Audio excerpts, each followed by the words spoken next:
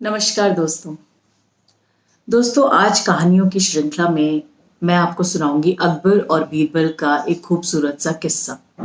जैसा कि मैंने प्रॉमिस किया था, तो हम अक्सर जब अगर हम अपनी लाइफ में देखें तो कोई बहुत लेट लतीफ़ होता है या किसी सिंपल से काम को कोई अगर करने में बहुत देरी कर देता है तो हमारे मुंह से अनायास ही निकल जाता है, क्या कर रहे हो भाई, बीरबल की खिचड़ी बना रहे थे क्या? तो क्या कहानी है इस कहावत के पीछे दोस्तों, आइए आज सुनते हैं। हुआ क्या दोस्तों कि जिस तरह से अकबर का दरबार चला करता था वैसे ही चल रहा था, और ऐसे में ही बहुत ही सर्दियों के दिन थे और आगरा इनकी राजधानी हुआ करती थी। तो सैर पे निकले बादशाह। सैर पे निकले तो उनके एक दो रत्न जो थे वो भी, सलाहकार जो थे वो भी उनके साथ निकले। तो बीरबल तो उसमें प्रमुख हुआ करते थे। बादशाह अकबर जो है अपने जो अपना उन्होंने गार्डन बनाया हुआ था उसकी सैर कर रहे थे, और सैर करते करते उन्हें बहुत ज़्यादा ठंड लगने लगी। तो ठंड लगते ही उन्हें ये विचार आया कि इतनी ठंड में कोई मजदूरी करे, कमाने के लिए घर से बाहर निकले, तो उसके लिए तो ये बहुत ही कष्ट है। मैं जब राजा होके नहीं सहन कर पा रहा हूँ तो बेचारा एक गरीब इंसान, उसके लिए कितना दिक्कत हो जाएगी।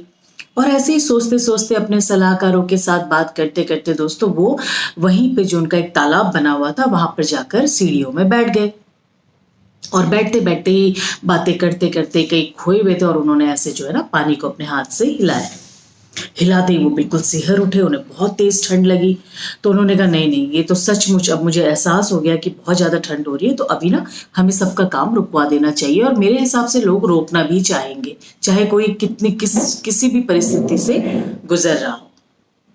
दोस्तों सारे उनके सलाहकार उनकी हाँ में हाँ मिलाने लगे, लेकिन कहीं ना कहीं बीरबल इस बात से सहमत नहीं थे। और बीरबल ने कहा, बादशाह ऐसी बात नहीं है, ऐसी हालात में भी चाहे बहुत गर्मी हो, सर्दी हो, बारिश हो, कुछ लोग होते हैं जो कार्य करना पसंद करते हैं। पैसे कमाना, आजीविका कमाना उनकी मजबूरी भी होती है, और वो अपने को किसी भी मौसम के हिसाब से ना अपने आप को ये नहीं कर लेते, मतलब अपने आप को मजबूर नहीं दिखाते, वो कार्य करते रहते। बादशाह ने कहा, अच्छा तुम मतलब मुझसे बहस कर रहे हो, ठीक है कल ले आओ फिर किसी को, देखूं तुम्हारी बात सच कि मेरी बात सच। दूसरे दिन सुबह बादशाह अकबर जब अपने दरबार पे सभा कर रहे थे दोस्तों, तो बीरबल जो है एक इंसान को लेके आया, मजदूर था वो, और उसका नाम था गंगाराम।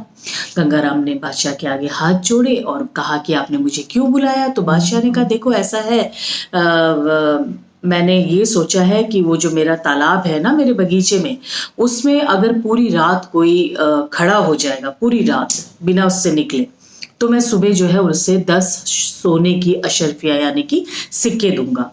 लेकिन मुझे पूरा पता है कि वो जिंदा बचेगा नहीं, क्योंकि इतना ठंडी का समय है, वो अकड़ के मर जाएगा। गंगाराम खुशी खुशी राजी हो गया दोस्तों, और वो चला गया, जाके पूरी रात खड़ा रहा। तो बादशाह को थोड़ा शक हुआ, तो बादशाह ने अपने 2 सैनिक भी उसकी निगरानी में भेज दिए। सुबह दोनों सैनिक गंगाराम सभा में वापस आए और बिल्कुल सुरक्षित आए। बादशाह को बड़ी हैरानी हुई। बादशाह ने कहा कि ऐसा कैसे हुआ, तुम मतलब कैसे तुम खड़े रह गए, वहां तो खड़े रहना मुश्किल था। तो उसने कहा, पता नहीं बादशाह मुझे क्या हुआ, एक दूर झोपड़ी में एक छोटा सा दिया जल रहा था, और मैंने अपना सारा ध्यान ना उस दिए की तरफ कर लिया, तो इस ठंड से मेरा ध्यान हट गया और मैं आराम से पूरी रात खड़ा हो गया। और दोनों सैनिक भी उसकी हाँ में हाँ मिलाने लगे। लेकिन बादशाह को फिर भी उस पर शक हुआ दोस्तों, और बादशाह ने उससे कहा कि मैं तुम्हें जिंदा छोड़ रहा हूँ, यही बहुत बड़ी बात है, क्योंकि मेरे हिसाब से तुम झूठ बोल रहे हो और तुमने उस दिए से ना गर्मी ली, और उससे तुम्हें गर्मी लगी, इससे तुम्हें ठंडे पानी का एहसास नहीं हुआ, और इस वजह से तुम पूरी रात पानी में खड़े हो पाए, तो मैं तुम्हें कोई इनाम नहीं दे रहा, जाओ। दोस्तों बेचारा गंगाराम चुपचाप चला गया, क्या करता। लेकिन बीरबल को ये बात बहुत बुरी लगी दोस्तों, उन्होंने कुछ नहीं कहा, और उन्होंने बादशाह से कहा कि अब मैं घर जाना चाहता हूँ। वो घर जा ही रहे थे कि बादशाह ने कहा कि बीरबल, आज शाम को और कल सुबह बहुत हमारी महत्वपूर्ण सभाएं हैं, बहुत सारे हमको निर्णय लेने हैं, इसलिए समय से आ जाना। बीरबल ने कहा, जैसी आज्ञा। बीरबल चला गया दोस्तों, और ना ही वो शाम को आया और ना ही सुबह वापस आया। बादशाह बड़े परेशान हो गए, क्या बात हो गई, बीरबल आ क्यों नहीं रहा है? उसने अपने सैनिकों को उनके घर भेजा कि पता लगा के आओ। सैनिक वापस आए दोस्तों उसके घर से, और बादशाह को इत्तला दी, ये बताया कि बीरबल कह रहे हैं कि मैं आऊँगा ज़रूर, लेकिन मैं खाना खा के आऊँगा और मैं अभी तक खाना नहीं खा पाया हूँ। बादशाह बड़े परेशान हुए कि ऐसा क्या खाना खा रहा है ये जो अभी तक बन नहीं पाया है। बादशाह उसके घर गए दोस्तों, और उन्होंने देखा कि बहुत ही ऊंचाई पे एक घड़ा लटका हुआ है और बहुत नीचे जमीन पे लकड़ियों पे एक आग जल रही है, यानी कि कुछ इस तरीके से। और बीरबल उसके सामने खड़ा है और घूम रहा है इधर उधर। तो बादशाह गए, बादशाह ने कहा कि बीरबल हो क्या रहा है ये सब। उसने कहा अरे बादशाह आप मेरे घर क्यों आए, मैंने खिचड़ी चढ़ाई थी खाने के लिए, मुझे बहुत ज़ोरों की भूख लगी, लेकिन देखिए ना ये खिचड़ी पकी नहीं रही है।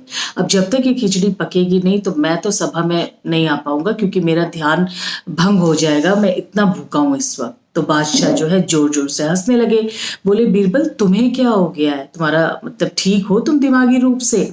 इतनी ऊंचाई पे तुमने खड़ा रखा है और इतने नीचे तुमने आग जला रखी है, तो इसकी गर्मी वहां तक पहुंचेगी कैसे, और कैसे तुम्हारा खाना पकेगा? तुम क्या मुझे बुद्धू बनाने की कोशिश कर रहे हो या खुद को बेवकूफ बना रहे हो? बीरबल ने एक बहुत ही हल्की सी मुस्कुराहट दी दोस्तों बादशाह की ओर देख के, और कहा कि क्यों नहीं हो सकता बादशाह, जब एक झोपड़ी में जलता हुआ दिया गंगाराम को कड़कते हुए ठंडे पानी के अंदर गर्मी दे सकता है, तो ये नीचे जल रही आग मेरे खाने को गर्मी क्यों नहीं दे सकता? दोस्तों एक क्षण में ही बादशाह को ये समझ आ गया कि बीरबल क्या कहना चाह रहा है, और वो खूब जोर जोर से हंसते हुए बीरबल को अपने साथ महल ले गए। पहले तो उन्हें भरपेट खाना खिलाया और उसके बाद गंगाराम को सभा में बुलाकर 10 अशर्फियां उसके हाथ में रखी और 10 बीरबल के हाथ में रखी। बीरबल बड़े चकित हुए कि आप मुझे क्यों पुरस्कार दे रहे हैं।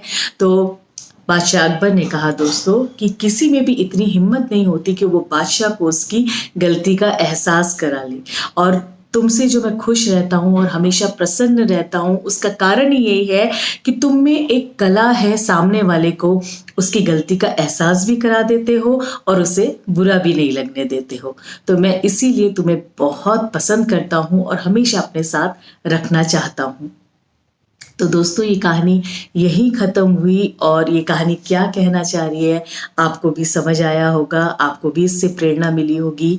इसमें यही कहा जा रहा है दोस्तों कि कभी अगर कोई अपनी बात बताता है ना, तो उसका मजाक ना उड़ाएं, उसकी बात को समझने की कोशिश करें। हो सकता है वो बिल्कुल सच बोल रहा हो, लेकिन हम क्या सोचते हैं कि ऐसा तो हो ही नहीं सकता, ऐसा हो कैसे सकता है, अरे तुमने ऐसा कर दिया, ना ना। इससे क्या होता है दोस्तों, सामने वाले का आत्मविश्वास खत्म होता है, सामने वाला आप पे दोबारा विश्वास करना बंद कर देता है, क्योंकि अगर उसने सचमुच वो कार्य किया है, वो जो आपको बताने की कोशिश कर रहा है, तो फिर किया है, लेकिन आप अगर उसकी सुन नहीं रहे हैं तो फिर वो आप पे दोबारा कभी ना विश्वास करेगा, ना ही कभी दोबारा आपको अपनी कोई अच्छी बातें बताने की कोशिश करेगा। तो कोई अपनी बात करता है तो उसको अच्छे से सुनिए और समझिए, उसे भी अच्छा लगेगा और आपको भी अच्छा लगेगा। आशा करती हूँ दोस्तों अकबर बीरबल की ये कहानी आपको पसंद आई होगी और आप बीरबल की खिचड़ी बनाकर किसी को भी भूखा नहीं रखेंगे। फिलहाल चलती हूँ, बहुत जल्द मिलूंगी आपसे दूसरी कहानी के साथ। तब तक के लिए नमस्कार, शुभ रात्रि, आपका दिन शुभ हो। प्लीज़ मेरे चैनल को सब्सक्राइब करें, लाइक और शेयर बटन ज़रूर दबाएं।